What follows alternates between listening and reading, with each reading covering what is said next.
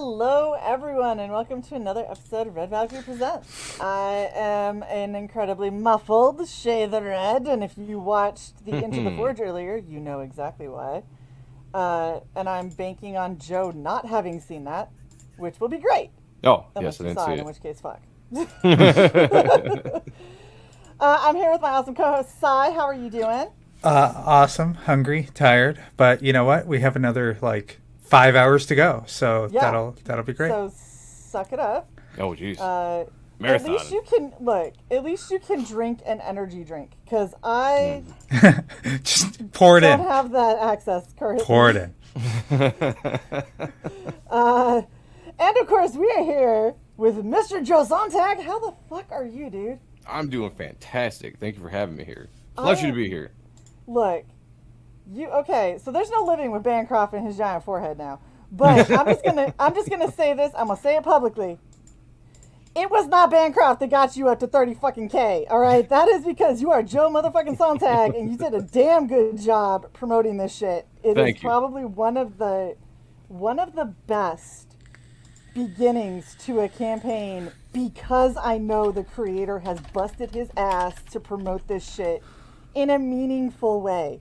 Thank you. You have done so good. I am so fucking impressed. I appreciate it. And I have to give a shout out to everybody that has helped too, because it wasn't just me. Like, there was a community, if that's what you want to call it, of people that were constantly sharing out the links. yeah. They're retweeting what I would tweet, just sending super chats. I haven't said that enough. Like, there have been people sending super chats on my behalf on channels like Ethan's or just any of the big channels. So there was a ton of people out there helping to just promote this. Some people that had jumped on early that wanted to be a part of a promotional kind of team, and others that were just doing it. It was absolutely insane and crazy to see all the support. Very, very humbling. That's the thing. You had something badass that was worth promoting. So that's what makes it a lot easier. And so because you have a really good concept, you have really clean character design, that's super amazing. Splat. And then you did a teaser ash can and wet everyone's whistle with it, which is so fucking smart. And I gotta say again, I give all credit to my art and stuff, or art and stuff, pronounced my own show wrong. Art and stuff partner Sean Arendt for coming up with that idea, because it was actually his idea. He did it with his ash can first, and I was like, oh, that's a good idea. I'll just rip that off. So I get all the credit for it. And so I'll say to people, I will take all the credit for it. Don't worry. But I will give a shout out to Sean for coming up with the idea. Well, it's a damn good one for sure. Okay. Yeah. We have got a drum roll, because there is a very good chance that I am gonna have to take this fucker off because I might pass out. I think we're good, but there's no telling. So, Sci, Let me find it real quick. how do you never know where the drum roll is? Come on now. Down. It's a bold strategy, Cotton. Let's see if it pays off for him. That is not the drum roll. Drum roll.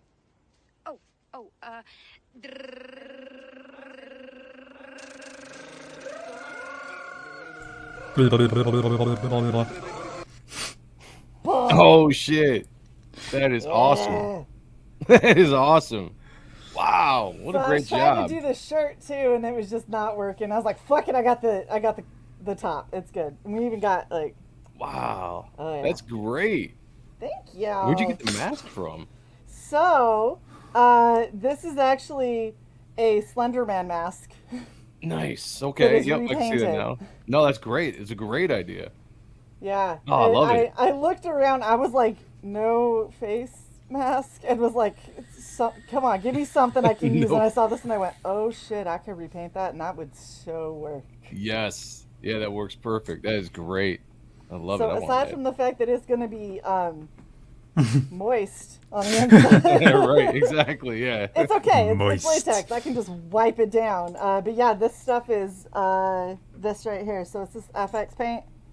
Nice. So it's flexible acrylic paint. So this stuff shouldn't sweet. ship or anything. It'll just... That is so cool. That is Yeah. So cool. Yeah. I want it. I'm jealous now. Oh my gosh. Thank you, Soul Ion. Yeah. Thank you very much, Tarex. Wow. Yeah. So this is what I was painting on our channel earlier. It was like, Yep, this might suffocate me today, but you know what? It's fucking worth it because it's for fucking Joe. After she Right. sanitizes it and disinfects it, that might be for sale. That is There true. you go, guys. Yeah. We'll talk. Joe, we'll talk and see. Yeah. There's some things that we could do, and some of them are pretty cool. And just an FYI, I did paint it all the fucking Oh, way it goes around. all the way okay? around. Holy It's shit. Fully painted. Oh my God, Wow, Soul that's Lion. crazy. You had to I go know- there. Look, okay, Soul, I know, and that is exactly why it will be disinfected thoroughly, because So I don't do bath water, I don't do use mouthwash, I don't do this shit, okay? when Shae and I first discussed the possibility of her selling various cosplay pieces that she used to promote creators, we my contribution to the discussion was, well, if it's something that's close to your body, can Right? we please agree that it will be thoroughly cleaned, disinfected, sanitized, blowtorched before you sell it? And she agreed. No farts in a jar, unless you want mine. There you go. There you go. At which point I'm going to eat the most onions possible and garlic. Oh, jeez. So it's just- Some people might like that. Lion says they're just adopting like your it. business sense. Alright, so I gotta address this, because I saw it before. Thank you very much, Eric, for the $2. I would love to Oh, Darjank. hold on. And that's from General Piggy. We'll get to you in just a second. I would love to Darjank, but there's this little issue of not having a mouth. Yeah. So That'd be a little bit of a problem. I'll have to Darjank next time. Mm-hmm. And I actually, here's the shit thing. This is a brand new open monster. I took one shit. swig and then was like, I can't Oh, drink shit. any more of it. And then, of course, General Piggy, thank you very much for the $4.99. It says you always have the best cosplays. Dude, you have no idea Oh, how yeah. much I appreciate that shit, because this stuff is fucking hard, okay? Hands down. Hands down. It's so hard, but it's so fucking rewarding, especially because, look, this is what makes it rewarding. Look at that smile. All right, Joe, let's get. You ain't getting 23 of me. 23 and me. Yeah. Yeah, We know what's yeah, up. no. I We gotta know make what's sure I don't have any sweat or saliva left over for y'all to get my DNA and find out that I am just very much Scandinavian. By the way, hail the chat, everybody that's in there. I see you all. Good to see you. Thank you for being here today. Hell yeah, we got 14 people chilling. That's fucking badass. I know, I need a straw hole. I He's know. just draw hole. Yeah. From multiple I people. I know, I get it. I agree. It'd also be nice just to have like a breathing hole. Yeah, I was just What I- gonna what ask I like got- how. This is mesh Okay. for eyes. Okay. That's my breathing hole. I breathe Yeah. out my eyes today. Oh It's good. jeez. That's It's awesome. hot. I was gonna ask like how well you could actually see with that on. Oh, you I seem can to see be doing great. I pretty can see well. perfect. Yeah, that's awesome. I wish all her masks were this Yeah, see-through. most of them are not this good. No. This, hold up. This And then little she's fucker. like, Sai, I might need you to run the stream a little. Oh yeah. Oh, that would be hard. Yep. These are teeny tiny little slits, and I Yeah, was that like, would be real hard. Yep. I can see. Hold on. Let me just get real close. Enter. I'm like, Did I Shae, do do you, it? Ah, I fucked it up. do you want me to do the share screen? You might need to. Maybe. I can't see, so yeah, probably. All right. So- Just to throw it out there, I'm cosplaying too. Just behind me. Yes. Yes. Yeah. Yeah. Which that is pretty awesome. How do you do that, by the way? OBS. Oh, okay. Yeah, it's all. I gotta check that out one of these days. People keep Yeah. talking about it. It's one hell of a fucking learning curve. I'll tell you that. Like it Yeah. is a bitch and a half learning curve. But once you got certain stuff down, it's amazing. And you know, StreamYard just did. This was another cool thing that we found out during our Into the Forge when I was doing this. Yeah. StreamYard now has where you can share a second camera. Yes. Yes. They just So added that not too long ago. I love it. Because I normally had to go through OBS and like make me small and make the other camera big. And, Yep. and I was like, man, this sucks. And OBS likes to lock up. And then it was like, oh yeah, you can just do it through StreamYard. It'll be another guest. I was like, Yeah. I'm going to do that. That's easier. Yeah. Yeah. That's a good. There we feature. I'm go. glad they added that for sure. Hell It's yeah. good for draw streams when you're drawing and stuff. Yeah, Yeah. because then For you what don't I do. end up this little tiny blip that no one can see. Yeah. Like you can still look up and interact with people and then go back down to drawing. Right. Yeah. I'm sorry, I'm doing the best I can. You No mouth you actually hole. sound pretty good. for having a full face mask on. Right? Right. You can actually hear you pretty good. Full face of latex. Yeah. Like, Yeah. oh, that's And good. just throwing it out there, chat, I have enabled the tits, so the taco There you will go. dance on the tits if There we go. you guys do any more super chats. That's So what's up. there are taco titty dances. Okay. Yes. Joe, Cheesy boo. Yes. tell us about Reaper Destroyer, because, like, holy shit, dude. Not only did you fund in, like, minutes, but it's been not even a full week? Yeah, I think it's just a week. I got the notification from Instagram, Indiegogo this morning of the week statistics. So I guess technically it's been a week Wow. today. Yeah. That is insane. Well, I mean, hey, you're where most people would be thrilled to end at in your first week. That's fucking insane, dude. It's far beyond my expectations of what it was going to be at this point in the campaign. Like this, honestly, this is just like you said. This is what the realm I was hoping to get at for everything. Like when I was telling my wife, she's like, well, what are your expectations? I was like, well, I hope that I could get into the 30-40 range by the time it's all done. Like that's really what I would like to do. Mostly, and I don't even think I would really break even at that point either, but it was just a number that I thought would be fun to get to. Yeah, and it's a good goal, especially for a first-time creator, first project. Like, that is a lofty goal, and you just kind of blew past it like it was nothing. It was, yeah, and again, like I said, I would love to take all the credit for it, but there were so many people involved in chilling this thing out, and still right now, I mean, I have a big shout out to Ethan for talking about it in his streams, for John Malin for talking about it as well. Mandy for talking about it on her. I mean, a lot of people have gone out of their way to mention this, besides all the people that put in the hard work before launch day. And then a shout out to Bancroft as well for really kind of hyping this up as well, moving it to a Saturday, and all that kind of stuff. So it's just, it's a Bancroft's site. yeah. He's okay. Blousecroft. Yeah, I like to say it's an accomplishment of a bunch of people, but. Yeah, when we were just flying through the numbers that opening night, I mean, it was insane. It was insane. But by the time I hit the live button when Bancroft was doing his countdown, we came out of the countdown. The campaign's live. The first number I saw in the chat was like 7, back at number 7. I was real excited. I was like, "All right, 7 people have backed it." Then the next number I saw was like 37, and then I saw 40, and then I saw 50, and I was just like, "Holy shit!" Like I didn't know what to think. I was completely blown away. Are these people backing for $1? What's going on? I know. We funded like in minutes. The first 100, they got the metal variant, the metal card of the Shelby Robertson variant cover sold out like crazy. It was insane. But it was all the hard work of everybody that came up to that point of a solid. I've been advertising this for a while, but like people really jumped on board probably in that last month or so, or maybe even the last 2 months, and it got so much hype and just energy behind the launch that it was just, you could feel it when we were launching, and that night was just an epic night all around. It was something I'll never forget for sure. It was awesome. That was really cool. So this is something that I think definitely helped, is if you look at like this page specifically, right? Mm-hmm.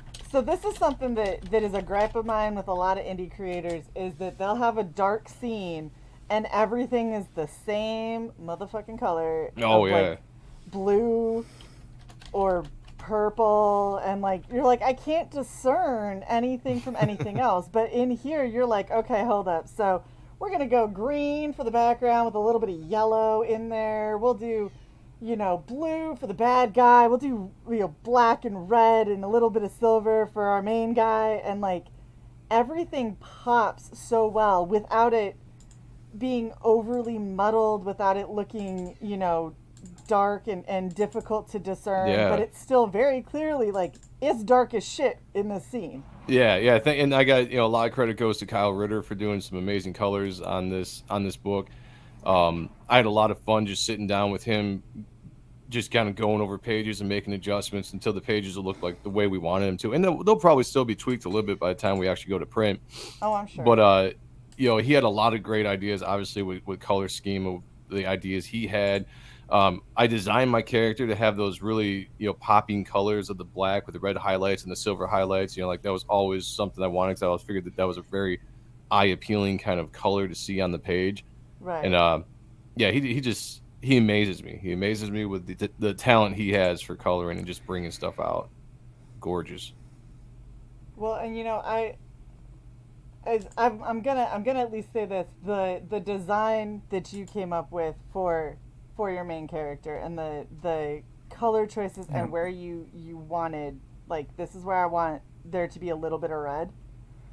It works so well because, like, I'm sitting here painting this mask, right? And I'm staring, honestly, because I kept scrolling. And I was like, no, I don't know which version. And so I was like, fuck it, where's Shelby's? I'll do Shelby's. Yeah, right. Yeah, there you go. I can see Shelby's clearest, so Yep. that's the one I'm doing. So I sat down and I started painting it, and I was like, man, the choices that you made on where you put lines, where you put color, where you did all of that stuff, it makes it, and so, like, this is, this has a little bit of a gullet and everything in it just because it's a latex mask. That's how they are. Yeah. But the way that you put in these reds to really, like, frame it out made it, once you paint it that way, you look and you go, holy shit, it just it just pops. It's where it should be. Like, the eyes look narrow like you want them. Everything pops where it should go. And if you looked at this mask when we started versus after I got to this point, it didn't have these features. Like, you couldn't discern this feature from like the neck or from anywhere else. Yeah, but yeah. because of your design choices, you really made it so it's strong and pops and has a good jaw, and it's just very thoughtful placement. Thank you. I one of my favorite things to do is character designs. I absolutely love designing characters, and I feel like I can do it fairly decently. And I put a lot of work into the design of this character to the point where it's like I wasn't worried about having to draw the character every panel, because every artist is like, be careful with your design because you have to draw it every panel, like every issue, so don't go too crazy complicated. And I just kind of was like, screw it, I'm just going to draw what I want. And when I designed this character, I just threw in everything that looked aesthetically pleasing to me as a comic book reader, Right. And fortunately, everybody seems to really, really dig the design. So I'm extremely happy and proud of that. Well, I mean, even down to, the way that you got the shirt underneath. So I started painting the shirt underneath, looked at the time and went, there's no motherfucking way.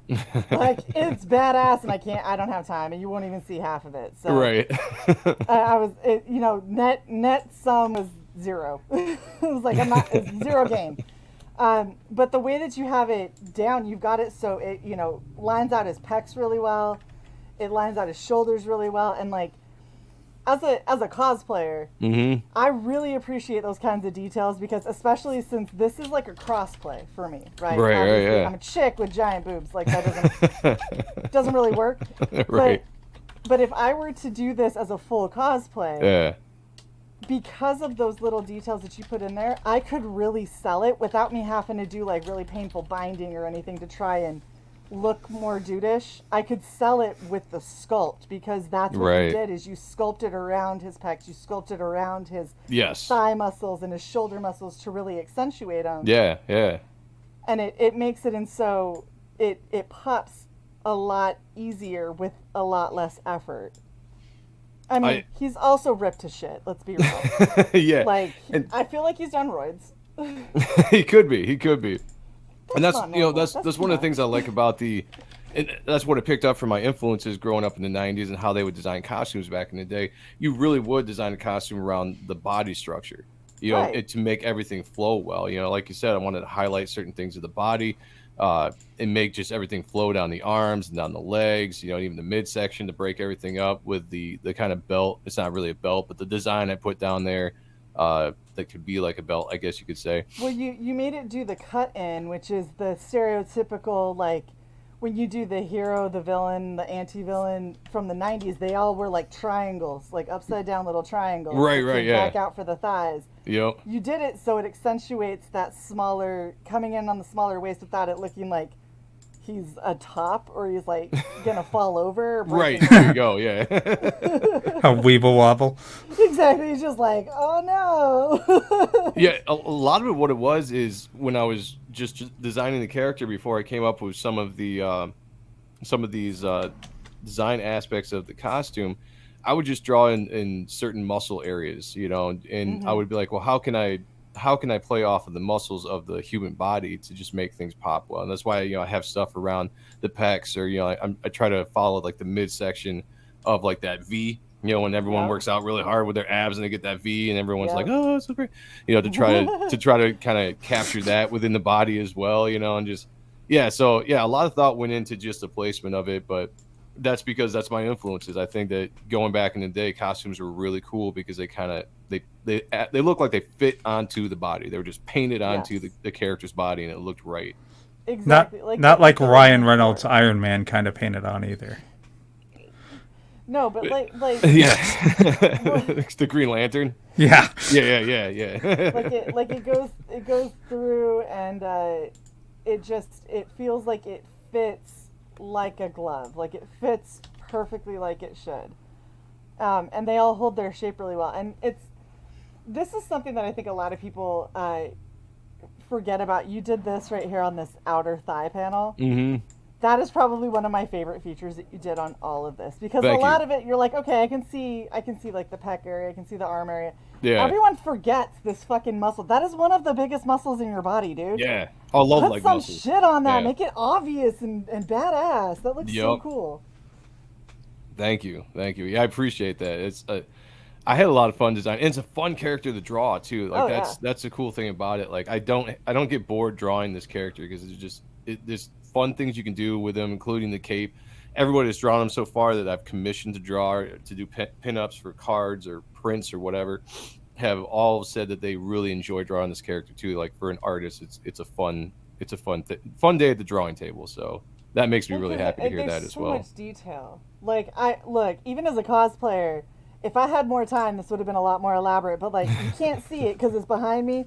Right. I even went through for the cape. Oh, nice. You got them ripped up. And I was tearing it up. And I was like, dude, this is so much fun. If I was outside, I'd be setting this shit on fire and like, blowing it out. And so might end up having to do that just for funsies anyway. Like, I need to rip the hood more. I need it like. Yeah. Yeah. Well, when I was designing the cape, I was trying to think to myself, well, what could I do to be different than other capes? Because there's tons of characters with capes, tons of characters with hoods and capes out there. And when I was drawing him, for some odd reason, the movie I Know What You Did Last Summer popped in my head. And the killer in that movie has like that old fishing jacket, and it's got like that kind of over the shoulder, whatever. So I added like a second cape on top of the cape that I was drawing. So that's why you have this kind of like over second cape thing, and then you got the actual cape, and it worked. It looks good when you draw it. It's fun to put it in different positions and then rip the shit out of it. I've always been a fan of just ripped up characters, going back to like Stephen Platt, or David Fincher, guys like that in the 90s. It looks so good, fun. Even Spawn had a bunch of like ripped up capes there for a while in the 90s before they redesigned his costume. Gordon Goodbrother is accurate. I tried to tear it. This is incredibly strong material, apparently. I'm like, huh? Ow, my fingers. I'm like, okay, it's fine. I'll do it this time. Nope. Yeah. I just started like using metal and like finding ways to try to rip this shit. It's not working. All right, so tell us a little bit about the story. Well, I guess the elevator pitch would be, and I've said this before, I gotta get used to saying this again and again and again, because I always feel like I have to apologize when I go into the elevator pitch. I don't know why. No. But in a dark, twisted New York City, Matthew Walker fights for survival while trying to regain his memories, living imprisoned in a supernatural suit of armor, inhabited by the ancient spirit of death, who is trying to possess his soul. That's the quick pitch of what the book's about. But I've said this before, that this is a book that captures everything of my imagination of what I grew up loving. Yeah. I grew up in the 90s, and in the 90s I thought it was a decade of just awesome shit. Everything from comics to movies to music. There was a lot of experimenting going on. There's a lot of talented people just putting things out. And I took the pop culture of what I loved back in the day and put everything into this book. And plus, I'm a Christian as well, and I have a religious background, and I'm a conspiracy theorist as well. Awesome. So there's a lot of there's a lot of conspiracy theory stuff that I've woven into the story, going back to the dawn of time, playing around with creation and immortals and races that existed before the race of Adam, and just like how that could all play with today, including I'd like to. if anybody followed Alex Jones back in the day, which I got really big Oh, with shit, Alex yeah. Jones in the early 2000s, you know, like with the Illuminati and all that stuff. So Turning the frogs gay. turning the frogs gay, yeah. So I've got a lot of elements of that in the book too, of just like the puppet masters, right, that rule everything behind the scenes, and like this immortal race that kind of directs the course of humanity in everything that they're trying to do. And then Matthew Walker is just this guy that wakes up one day and he's just been imprisoned in this suit of armor, the supernatural suit of armor, and his cellmate just happens to be the ancient spirit of death that wants nothing more than to possess his soul. But they have to find a way to work together to figure out what the hell happened to them in a fight at the actual evil that is being released on the earth today. So we get to tap into demons and well, I wouldn't really say angels. There are fallen angels in the book, but not so much like you would think of like Spawn. Because I'm really trying to find a way to separate it from characters like Spawn or characters like the Darkness, you know, because aesthetically wise, people are already kind of drawing the conclusions of the look, which is good. That's fine. You know, like I design characters to make it familiar but new. Mm-hmm. But I want to I dump I dump a ton of stuff into the story, a ton of stuff. Like it's all over the place, but I think it flows well. Mark Polton is on to help me with the writing and the editing of the book. But my main thing is just to give you something very fun, very visually pleasing, and something that hopefully by the time you're done reading it makes you want the next issue. Because this is a first issue of an ongoing series, but the first issue of a 4-issue story arc. So there will be leading into other issues and all that stuff. It's not a one and done story. So be prepared for that. Hell yeah. Oh, that just means more cosplay. So the next time I cosplay, I'm gonna do this guy. Oh yeah. So that is Apophis. He is the ancient spirit of death, or one of the ancient spirit of death of his race that we don't really get to see. We hear his voice quite a bit in the book. I mean, Shae, you got the Ashcan, so you kind of know if you read the first 6 pages there. When we actually see his character, it's what Matthew sees as he falls into nightmares, because the thing that put him into this suit was a very traumatic thing. It gave him kind of PTSD. So he will have these like blackouts or times where he just kind of goes and gets thrust into this nightmare memory where he's just floating through everything. And when he sees Apophis for himself, it's always this very terrifying thing for him. And then in reality, when he comes to, he also has to deal with him in reality. Now, it could be a little bit different than what he thinks it is, you know, but this nightmare sequence, what he actually looks like, may be revealed down the line, but this is what he looks like right now to the audience and to him. And he's actually a character that I've had for hold on a second, let me grab some shit. Show you how long I've been doing this. Okay, I'm back. All right. This is actually an old character design I had way back in the day. I've been drawing this for forever. Yes. And this was an old story, an old character I used to have called Onslaught. But back in the early 2000s, I just drew this because I thought it looked cool, a skull with horns, you know. Dude, So you know when what's crazy? I wanted to bring it back for modern day. So You know what's fucking crazy? So looking at what you just held up and then looking at this, hot damn improvement, man. Oh, yeah. I'm like, Thank what you held up Thank is you. fucking amazing. But like, holy shit. Yeah, the thing about so a lot of my old, I've been creating characters for a long time, and I tried to get Reaper Destroyer out in the early 2000s when I was trying to break into the industry. I had a preview book back then that I did. It was a 12-page preview book, and so when I went to retool and bring this character back, I just looked over all my characters I created, and you know, I wanted to see how I could bring them into this current story, even if they weren't before. And so Apophis was a character I was bringing in, but he wasn't in the story before, so I had to kind of redesign him and put him into this world. The way he looks now, I did because I wanted to kind of represent the way that Matthew looks when he's in the Reaper Destroyer costume. You know, the long robes, the covering up the face, and then I still wanted to have the aesthetic of the horns and the kind of the skull face. And I wanted to show the wrap that goes all the way up to like just under his eyes. Yeah. It's so fucking creepy because it's like, man, if that drops away for whatever reason, I just imagine him like not having a lower jaw.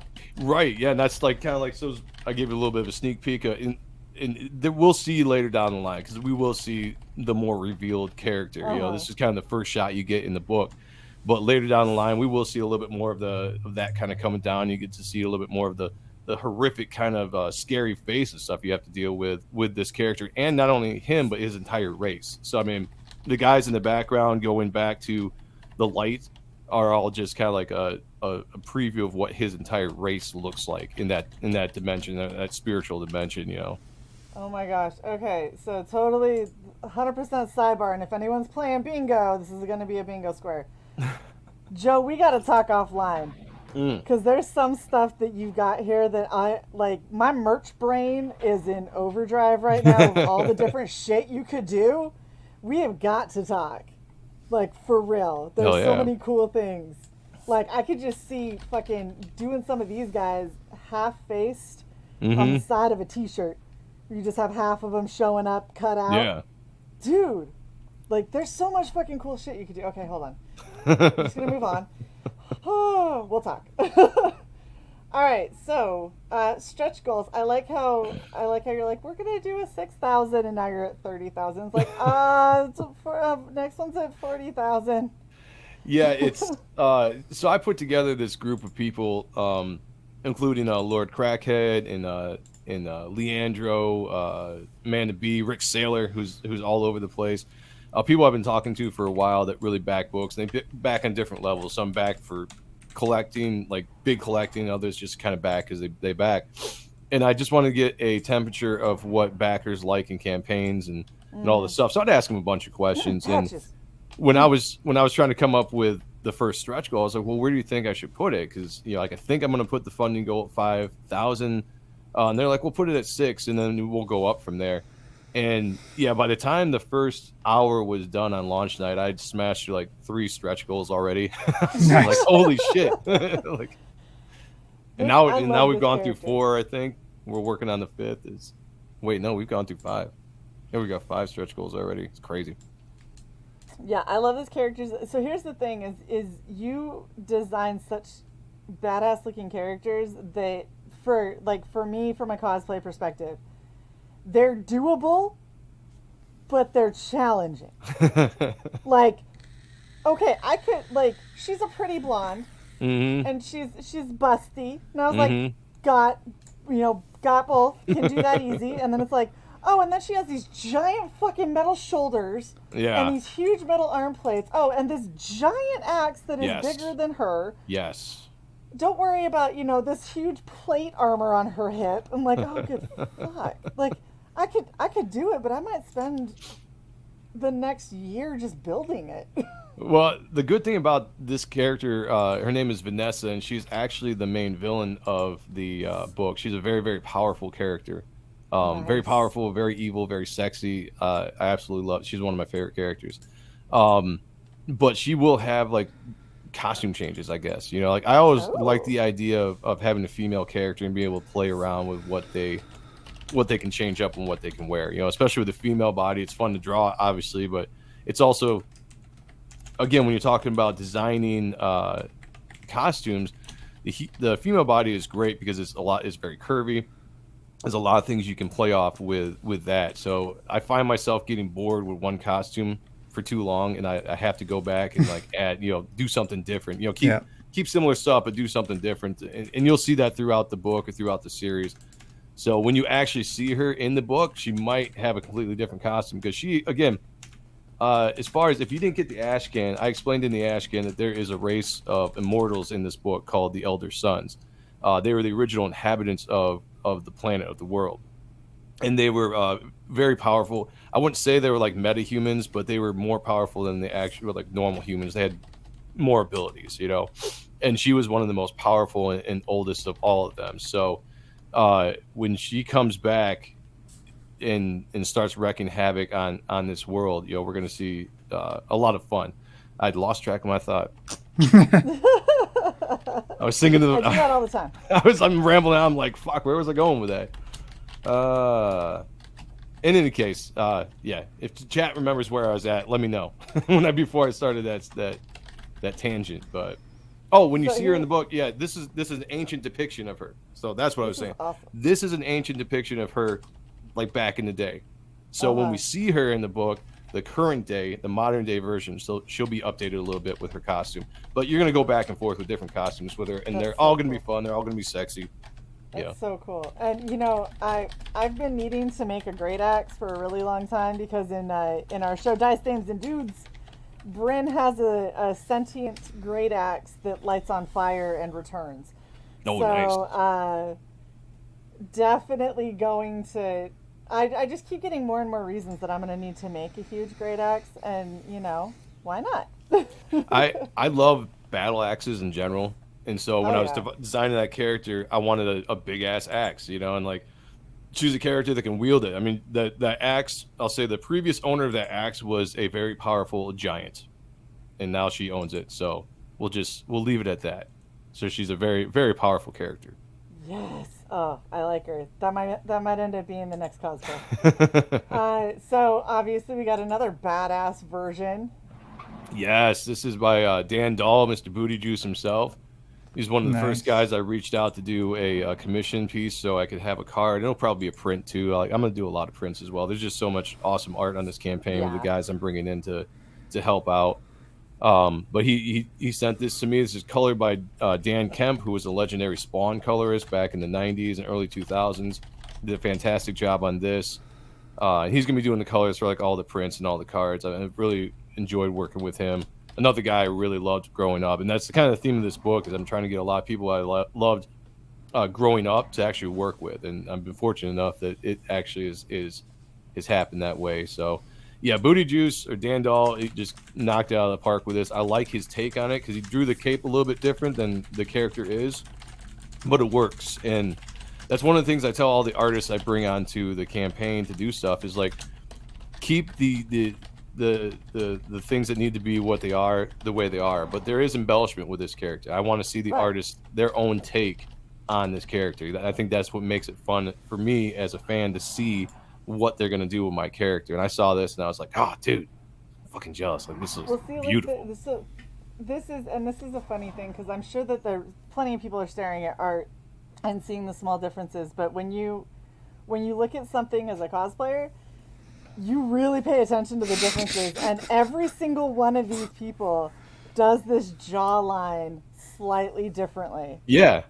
And it's like the eyes are almost identically the same, but that jaw is so different between each person that does it. Some people do it chunky, some people do it thin. You did it all segmented and shit, and I was like, well, fuck.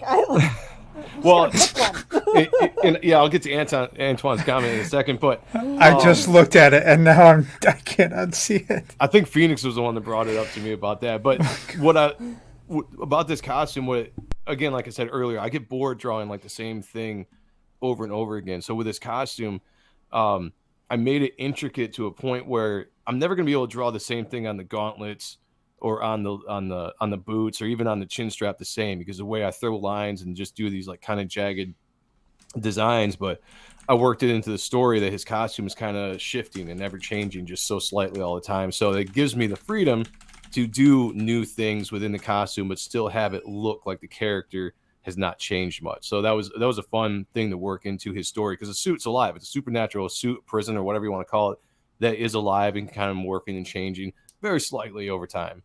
And as far as Antoine goes, so there was this thing back in the day I read that pharaohs used to have like a codpiece. And it was to signify that they had, the big junk. They were like, they were the man, and they would wear it like in their midsection, either hang down or whatever. And so there's a significance with that, I guess, in the design. I didn't mean to have it look like, what it looks like, I guess, to some people, because I wanted to work a design of kind of a resurrection style design into the shape of the circle. But when Phoenix brought that up, I was like, yeah, I guess it does look like he's got that going on all the time. But again, that's could be on purpose. I dig it. I'm gonna roll with it. Yeah. Totally intentional. Yeah, absolutely. So this is by Chauncey Blakey. Knocked it out of the park. This is one of my favorite pieces right now. When he sent this, he really did a deep dive into like the influences of the characters. So he really looked at like Spawn in the Darkness and stuff like that, and really dove his imagination into drawing this piece. And when he turned in, he gave me like 4 or 5 different layouts, and I chose this one when I saw it in just like a loose sketch. And then he turned it around really quick and and shot me the email with it, or the message. And as soon as I saw it, I was just like, dude, like this is absolutely gorgeous. Like I love it. And then Dan Kemp put the colors on it, and just he actually, Chauncey, if you're still in the chat, I wanted to say this because I don't know if I told you or not, maybe I forgot, but Dan was really impressed with this piece when he was coloring it. Like he really, really liked it. And he had messaged me. He's like, dude, he's like, I'm gonna spend a little extra time on this piece specifically to bring it out and just to give it some extra glitz and glam, because he liked it that much. I really like how he's got this like sunset going in the background, and it just fades right into that stone wall. Yeah, I love that too. And that was one of the things that was, so the design obviously was all Chauncey with just how he put together the background and everything. And I loved that stone wall aspect of what he did. I was like, dude, that's so cool. And then Dan just kind of brought it all together, meshed it, and it works as a very beautiful, beautiful drawing. So that's an incredibly difficult thing to do too, because it's if you look at just the line art, so he's got it so it's here on this side. Can't even see my pointer. It's right here on this side of his arm, yeah. Right? But then it's not here because it's that highlight in the back. And if you're trying to color something like that, it's really hard to get a convincing fade where it's obviously going to change so drastically. Yeah. And he did such a fucking amazing job. I mean, obviously he, color Spawn, but he did such an amazing job that it's like, it looks like the wall is like fading, like from the sky fading into reality, and over here it's a little purple, so it just kind of goes with that whole. Oh yeah, I love the palette. Yeah, I love the palette. So good. I love colors that blend like that, and they pop. Like there's some. I don't mind the color like purple and pink in comics. Like you can utilize them and it works. Like with a color palette, you can do that. And like they're colors that work well together. And Dan is a master of his craft. He's been in the industry for a long time. If I wasn't working with Kyle on the book, I'd definitely be working with Dan on the book for sure. And then this design, the design that Chauncey did for this like pillar of heads and stuff was just so sick. So sick. Is so awesome. And he said there's some teasers in there. I haven't. He told me like there's some Easter eggs he all drew in there. There's supposed to be like a naked woman, which I can kind of see right there, yeah. And some other stuff he told me about. So I'll just say there's teasers, guys. There's Easter eggs in this image. See if you can find them when you actually get it. I might be reading too much into it, but that almost looks like a cyber frog for half a second. ooh, you know. I don't know. I'm just saying. I'm not going to say you're right. I'm not going to say you're wrong. But there's some fun stuff. There's some fun stuff he drew. That looks like a lion over there. So like, which I love that. I love that about his imagination to put that kind of stuff in there. And I want to work with Chauncey on some stuff going down the line, because I was so impressed with what I saw with this piece. There he is. This is what's so cool is you see how Chauncey did all of these like blood dripping from the mouth. Yeah, he said that earlier when you were talking to him.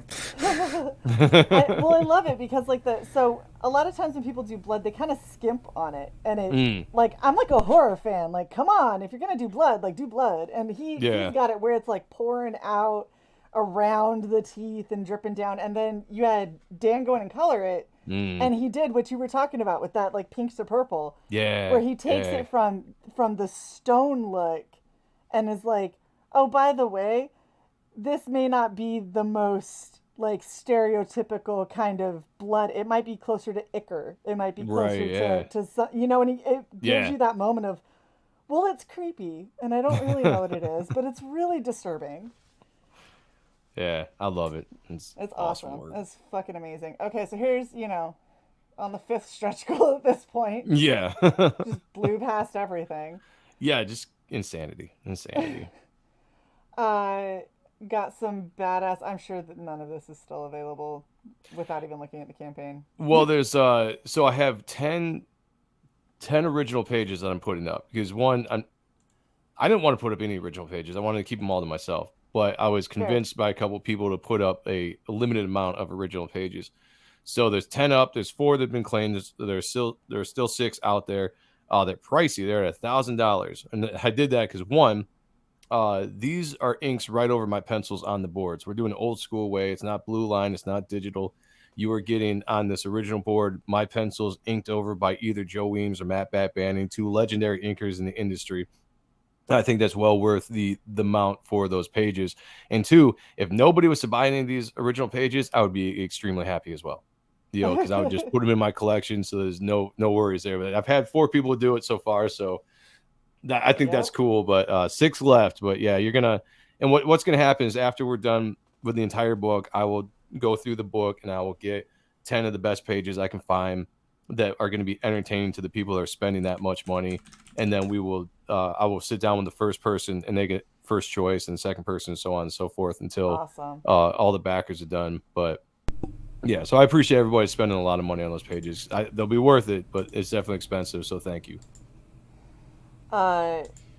Very happy that you got 6 a.m. stickers. Oh, me too, dude. Me too. Like I love his art. Yeah, and he had done something a while back for that jam piece he was doing with all the CG characters, and he had asked if he could use Reaper Destroyer, and I was like, yeah, absolutely.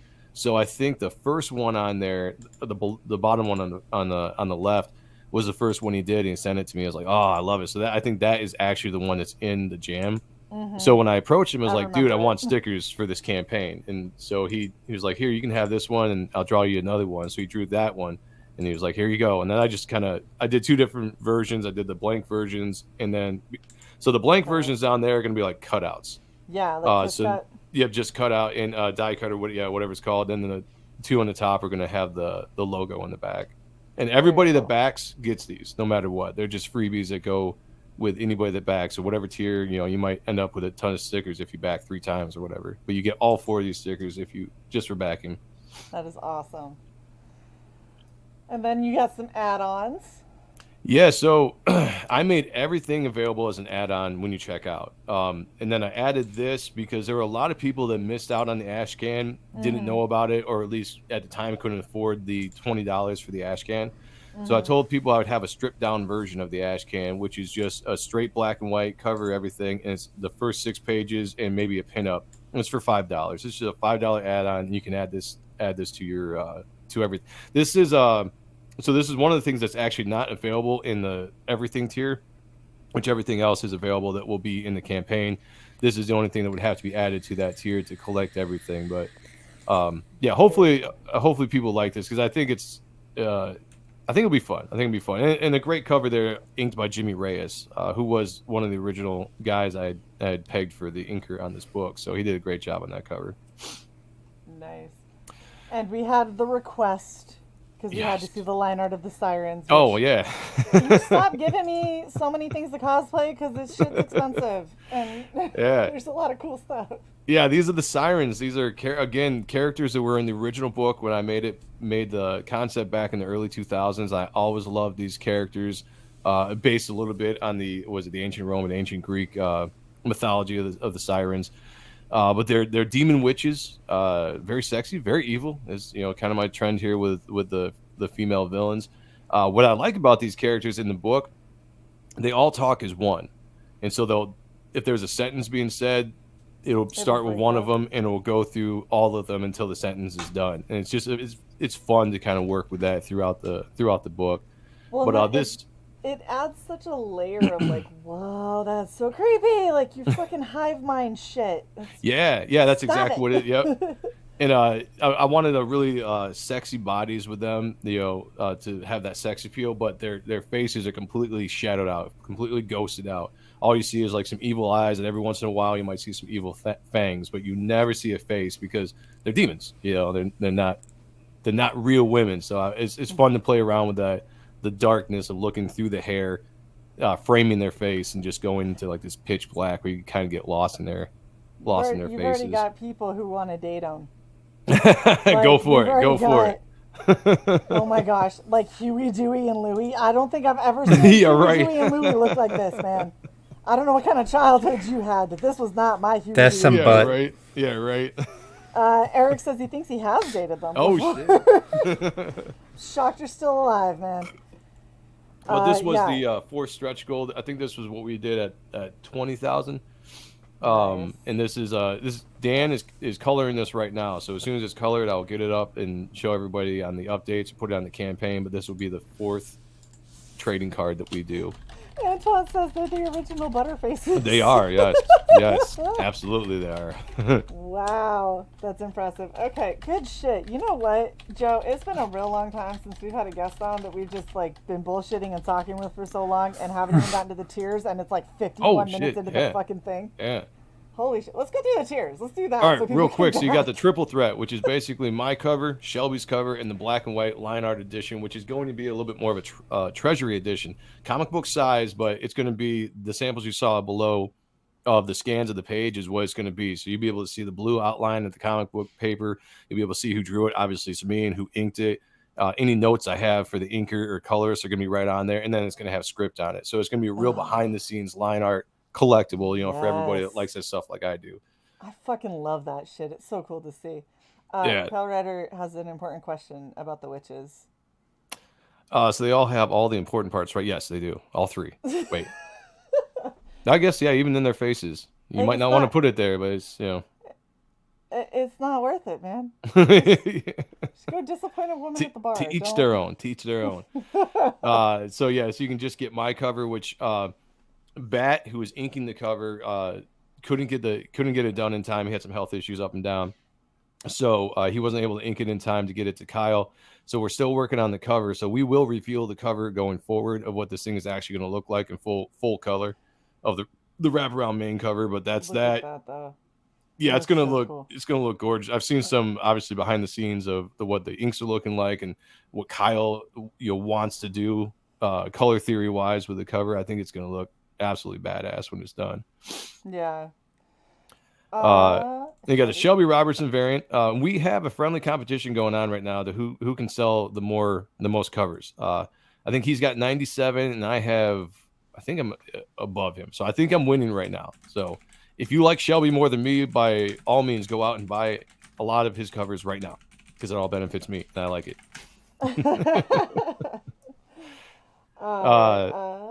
Then below that, there's the line art edition that we were talking about. I actually need to go in and edit that and call it a treasury line art or something so people know what they're getting. So it's not just a black and white. I want it to be a little bit more of the special kind of behind the scenes things like we were just talking about.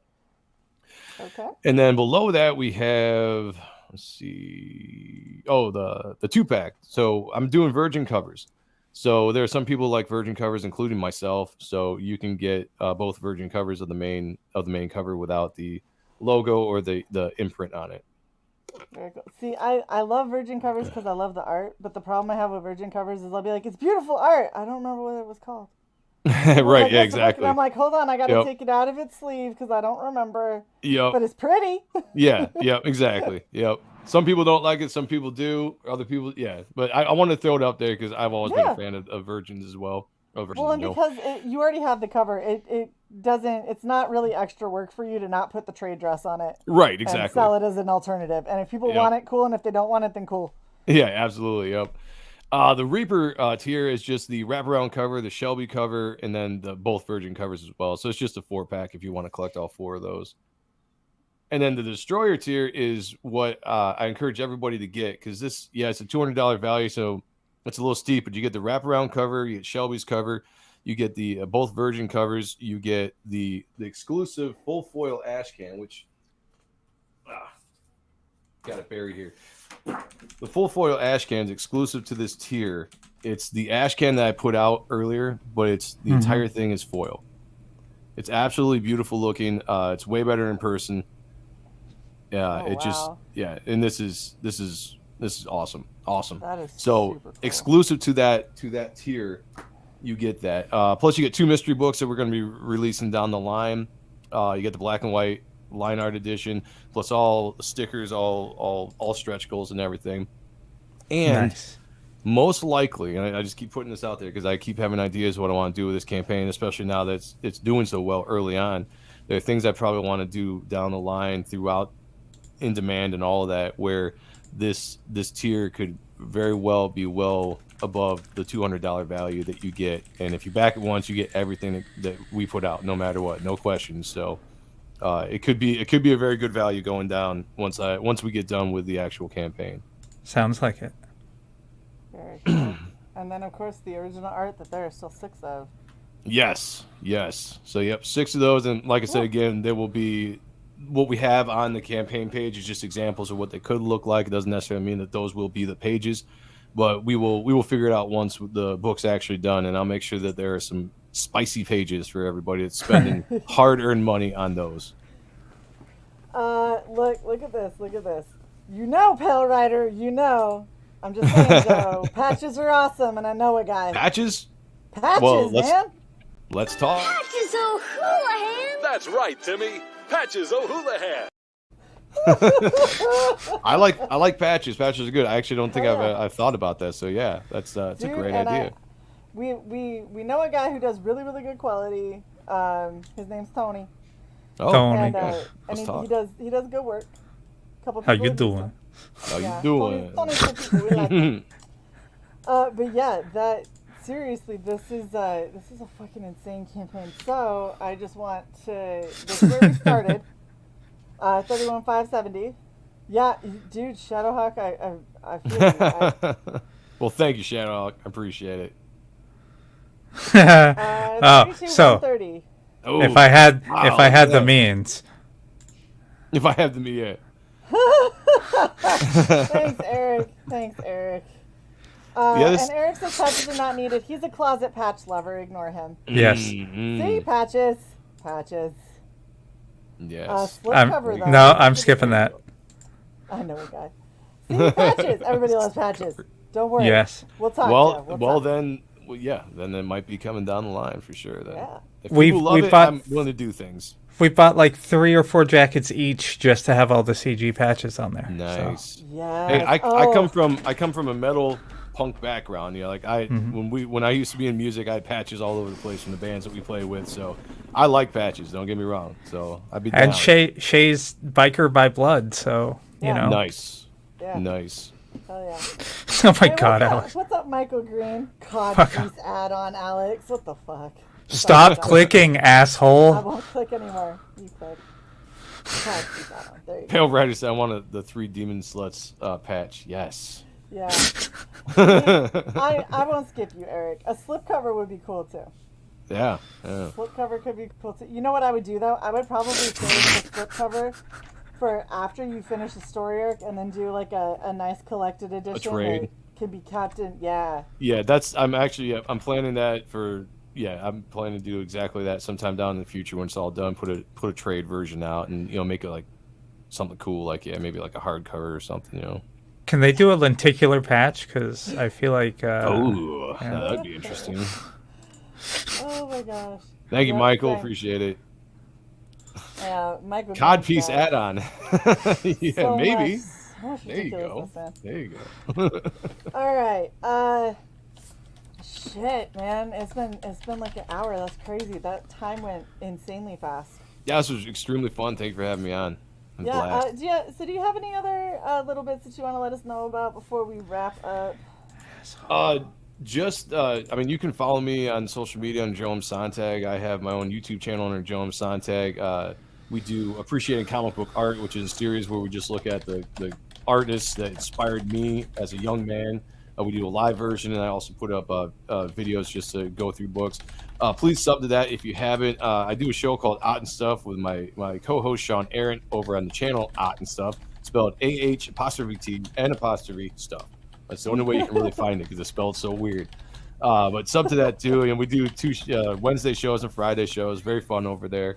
And yes, just if you haven't backed yet, please consider backing Reaper Destroyer. This is a love project of mine that I've been working on since I was in my early 20s. I designed this character back in 2005. Just now being able to do it, and another thing. A big thanks to everybody out there that has backed. I appreciate it. My family thanks you. It's a crazy, incredible time right now. I could not have thought I never thought I'd be doing this and able to work with the people I'm working now. So if you get a chance, back now. even if it's just the regular cover, you don't have to spend a ton of money if you don't have it. You know, like I tried to make the tiers available, something for everybody, Definitely done well. I'm trying to talk. I'm trying to talk while skimming through the. I know. Time you guys are making it hard. Man. But yeah, just thank you. You know, check it out. I appreciate it. Heidi, you got any questions? No. I was trying to trip you up by bringing that stuff up. You did a good job. Thanks. Job. Usually I'm pretty good at talking and reading, but like... You did fine. You just laughed. Thank you. This looks fucking amazing. So everybody out there, if you haven't backed it yet, please make sure that you do. Share this out with anyone that you possibly can think of. CG, non-CG, it doesn't matter, man. It's a really awesome comic, a really good conception. Joe has obviously worked very hard on this for quite a long time, and he's got a really great cast of people in with him to help make it just phenomenal. So make sure that you go and get in on all of this. And we are going to leave you all with the Reaper Destroyer trailer. So please feast your eyes on this, and we will see you guys again at 8 o'clock tonight. Hail the chat. Bye. Bye.